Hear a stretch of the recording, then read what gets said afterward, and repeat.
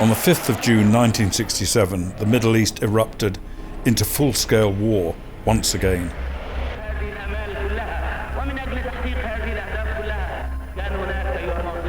After threatening to annihilate Israel for several weeks, Abdel Nasser, the president of Egypt, had closed the Straits of Tiran in the Red Sea, itself an act of war, and ordered the UN peacekeeping force to leave the Sinai Peninsula. Israel responded with a preemptive strike, destroying almost the entire Egyptian Air Force on the ground.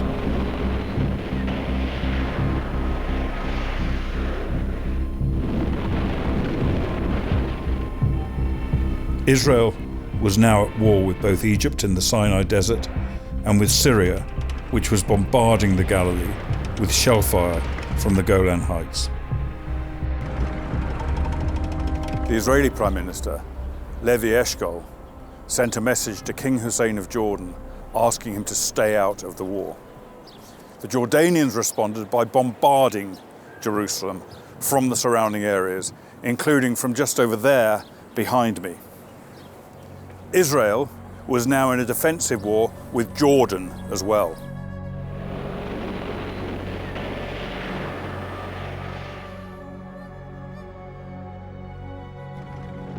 After 2 days of fighting on 3 fronts, on the 7th of June, the Israel Defense Forces liberated the old city of Jerusalem from Jordanian occupation.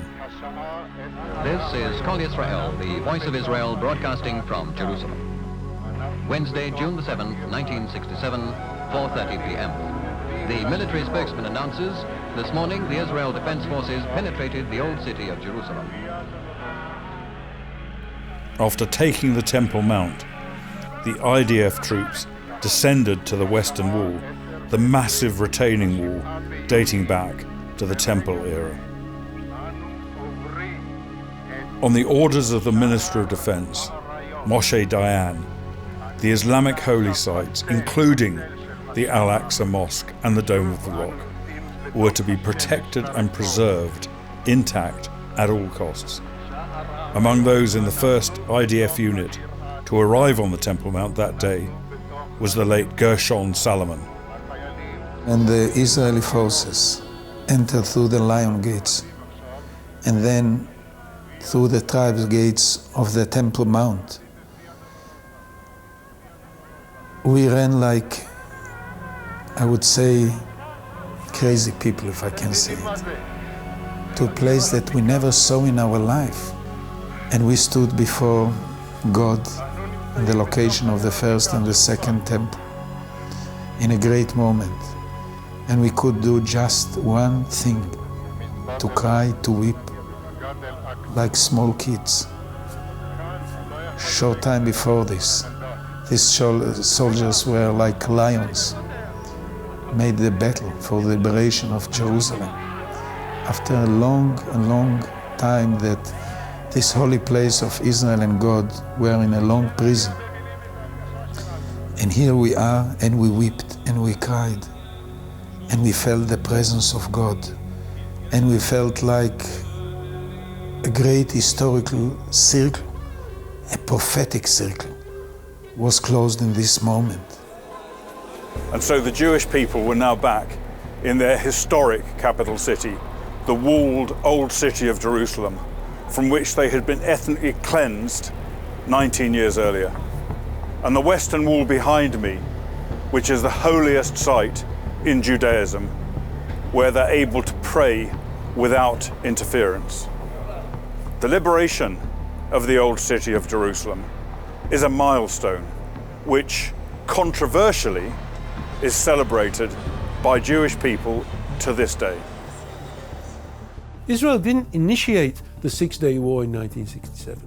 It was initiated by President Nasser when he closed the Suez Canal, when he closed the Straits of Aqaba, and when he came to an agreement with King Hussein of Jordan to attack Israel. And Israel defended itself.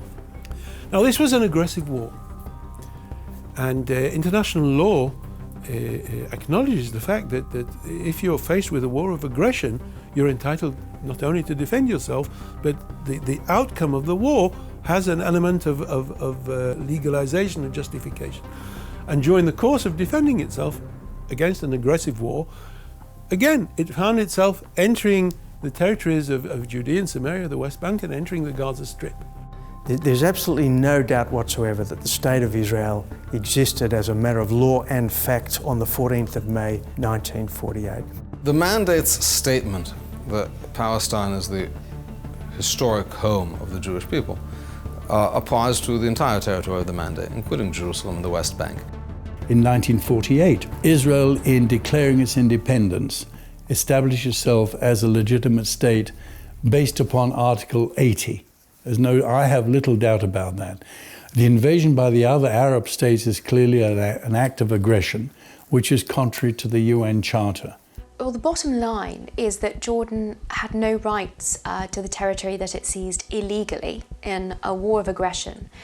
It compounded that illegality by committing further crimes against the local Jewish population. It ethnically cleansed the lands it occupied from Israel of all of its Jews. It destroyed synagogues, burnt books, desecrated graves. But its purported annexation of what then became known as the West Bank and the Old City of Jerusalem had no legitimacy in international law, and as such it was not generally recognised by the international community. When Israel took back control after the Six-Day War, it was taking back control of territories which, as a matter of law, had already been part of the State of Israel. So it wasn't taking back control of Jordanian territory, it was taking back control of territory that legally belonged as part of the State of Israel. Because the fundamental question is, what were the borders of the State of Israel when it was created in May 1948? The mandate is the last international authoritative determination of the boundaries of Israel. And the reason has to do with the way we figure out the boundaries of new countries in international law. So Israel was created in 1948.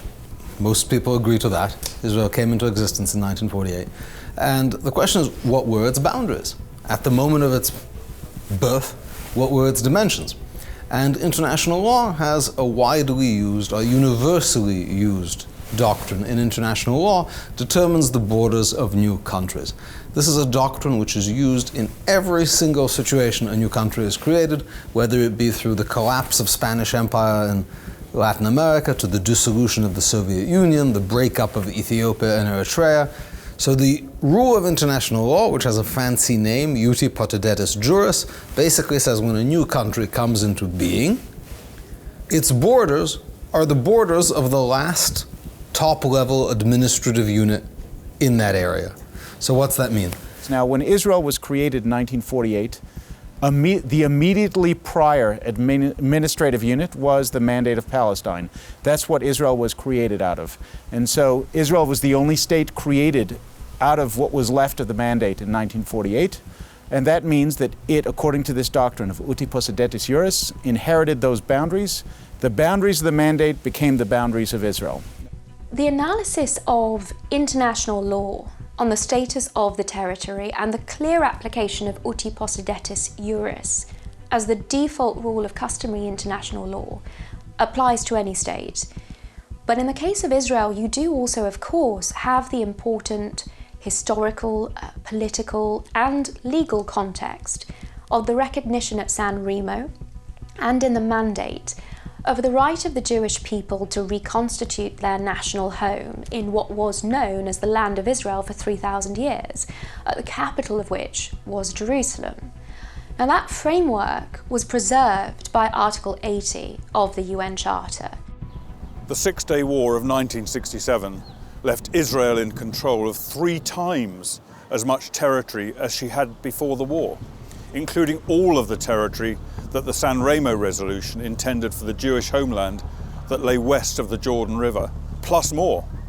Almost immediately after the war, Israel declared its sovereignty over its historic capital city, particularly the Old City, and extended full civil jurisdiction over the whole of Jerusalem.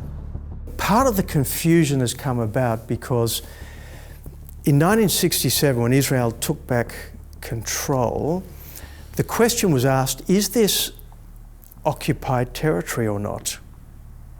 Okay, does the law of belligerent occupation apply? Israel itself took the position, on the basis of legal advice to the government of the day, that yes, there are arguments, strong arguments, that this is occupied territory, at least part of it. A state, if it wants to, even though it's not required to apply the rules of belligerent occupation, may apply them to any territory it wants, including its own territory. And the outstanding example here is the United States after the Civil War. The United States government decided to apply the rules of belligerent occupation to all the southern states, pending the meeting of several conditions. And this was not the United States giving up its claim to sovereignty. This was not, in fact, compromising in any way its claim to sovereignty, nor was the United States claiming that it was required to do so. It simply did so as a matter of choice.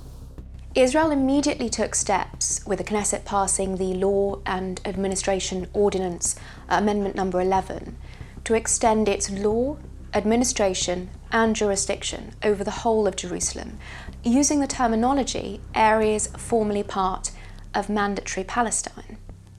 And in July 1967, the then Foreign Minister Abba Eban informed the UN Secretary General in writing that these acts did not constitute annexation.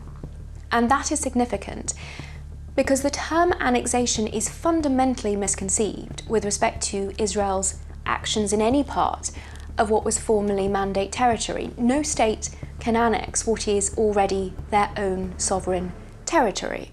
The temporary administration framework that Israel adopted in the West Bank at that point seeks to keep all options open. With the repossessed territory, Israel had also inherited an Arab population of more than 1 million people, which concerned Israeli leaders. The government of Prime Minister Levi Eshkol stated their readiness to hand over much of the territory gained in the war if the Arab states finally agreed to end their 20-year jihad against the Jewish state and recognize her right to exist in peace. In September 1967, the defeated Arab leaders met in Sudan and vowed that they would not negotiate, they would not recognize, and they would not make peace with the Zionist enemy. In the next episode of Whose Land, we examine UN Security Council Resolution 242 following Israel's victory in 1967. What does it really mean for the Jewish state and the status of Jerusalem?